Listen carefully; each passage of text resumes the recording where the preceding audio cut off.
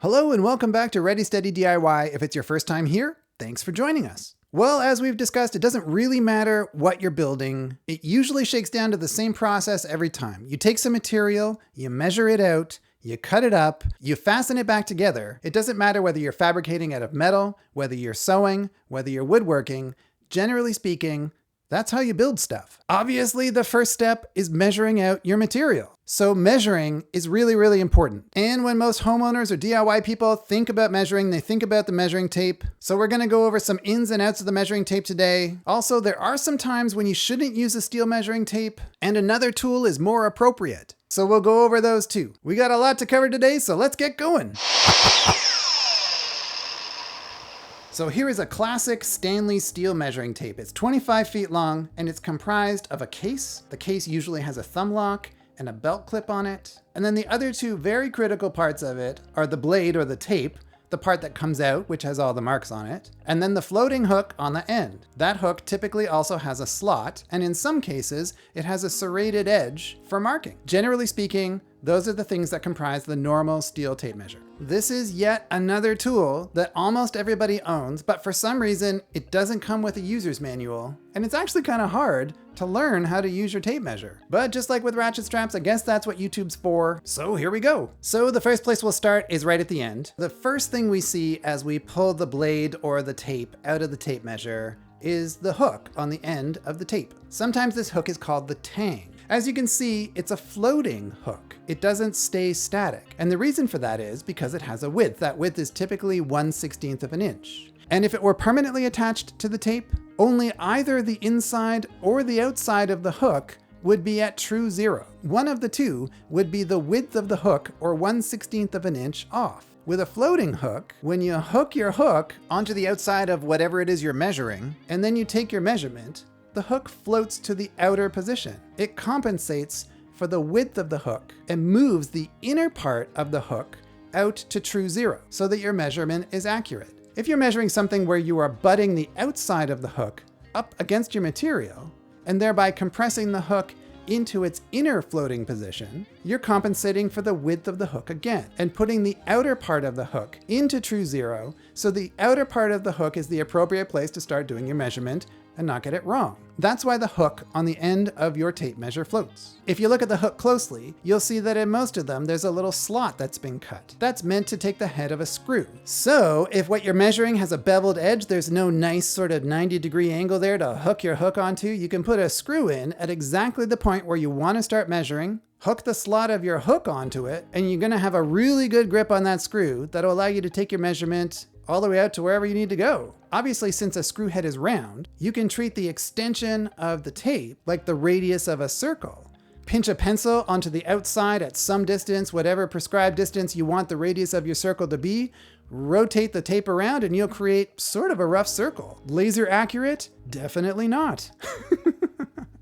But it's a lot better than freehanding a circle, I'll tell you that much. So as we open it up and look a little bit down, you can see right at the very beginning of the tape measure, it shows you how long the tape measure is. I only have to pull this out 1.5 inches to see that this is a 25-foot tape measure. That's pretty helpful because the outside of your tape measure can get a little bit banged up, as you can see. And then you might not know how long it is inside. So you really only need to pull it out a little bit and you'll know exactly how long any tape measure is right at the beginning of the tape. Then as you look at the numbers, you'll see that the first 12 numbers are in black only. They number the first 12 inches in black. And then when they get to the foot, you see a nice big arrow. That'll tell you where your first foot mark is. If you look 1 inch past that 1 foot mark, you'll see the numbers continue. Past 12 is 13, 14, 15, but above those numbers is a little red number. Here it's easy to see 15 inches is actually 1'3". So while the math is pretty easy with the lower numbers, if you're trying to take a quick measurement at 6'8" and you don't know that that's actually 80 inches, this system can help. Looking a little further down the tape, you'll see the 16th inch has a square around it.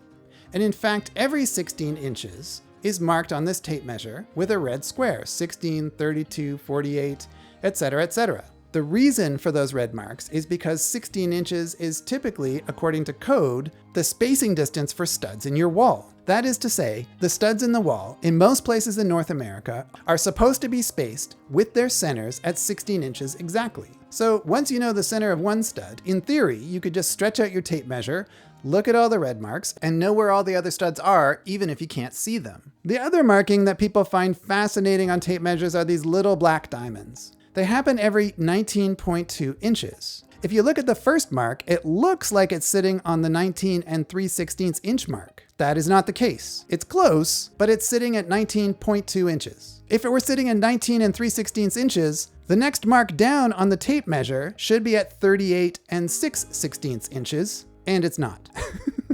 These are spaced out decimally. They have nothing to do with the fractions on the tape measure. Not unlike the red numbers discussed previously, the little black diamonds are another quick reference point regarding materials that support 4-foot by 8-foot sheet stock. The key thing to remember is that in North America, we build a lot of stuff out of materials that are 4-foot by 8-foot in size. Drywall comes in that size, plywood comes in that size, foam core comes in that size. You tend to space out the supporting objects, whether they're studs in a wall or joists in a floor, you tend to space them out according to the material you're gonna lay on top. If you want to have 5 spans between your supports across 8 feet of sheet stock, you need to separate those supports such that their centers are exactly 19.2 inches apart, because 19.2 times 5 equals 96 inches, or 8 feet. The body of a tape measure is often created to a very specific standard, because you often need it when you're measuring, particularly when you're measuring an inside measurement. Oftentimes people will extend the hook into one inside corner, and then they'll bend a 90-degree bend in the other side and try to fit that into the other corner and sort of try to eyeball the measurement. But an easier way to do it is just to extend the butt end of the body of the tape measure into that inside corner. As you can see with mine is a perfect 90-degree angle, and it fits into the corner quite well. I know from the side of the tape measure where it's marked that this is a 3.5 inch body, meaning all I have to do is look at my tape measure. If it comes out to a certain number, I just have to add 3.5 inches to it,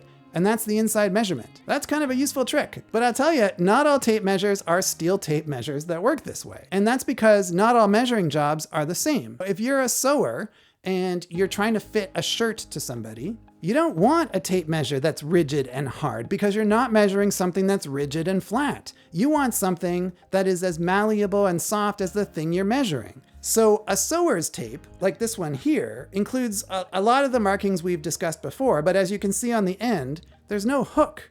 There's no floating hook at all. It doesn't matter because it's not going to ever hook onto something. It's just a flat piece of steel.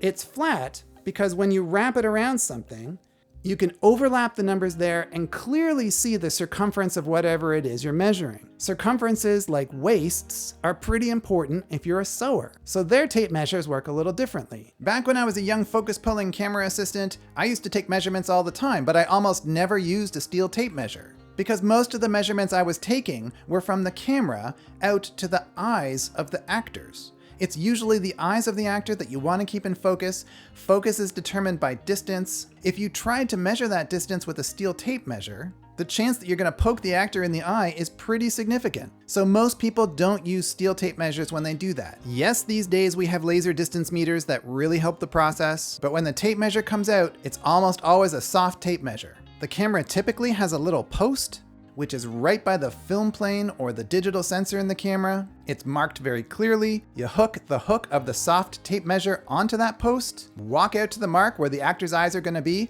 and take your measurement. If the actor's standing there, if they're rehearsing their lines, if somebody accidentally bumps into somebody, it's not going to hurt anyone because it's soft. A steel tape measure just wouldn't be safe. And while I'm at it, a little known fact is that people actually do hurt their eyes quite often with tape measures. A lot of steel tape measure makers recommend that you wear eye protection when you're taking measurements with a steel tape measure, because if you release the lock and the tape measure comes flying back at you at high speeds, flipping and flopping all over the place, it can hit you. You want to be careful.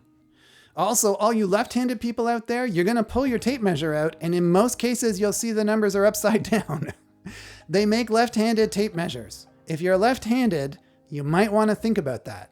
But even if you're right-handed, imagine you pull out the tape with your left hand and see the marks right side up, and you're reserving your right hand, your dominant hand, for doing all the marking. It almost seems smarter. And finally, kind of a silly tip, but I find it's really useful. Tape measures are steel, and they extend really quickly. If you drop something in a hard-to-reach area, You grab a rare earth magnet, you stick it on the end of your tape measure, you extend it out, and you pick up the thing you drop. You can even keep the rare earth magnet on your belt clip if you want. Anyway, I hope that helped you out. If it did, please feel free to like or subscribe. But even if you don't, be sure to leave a comment. As I say every week, comments help me make the channel better, and that's what I'm after. So until next week, take care, stay safe, have fun with your DIY projects and all the measuring you're gonna do this week, and I'll see you next Saturday.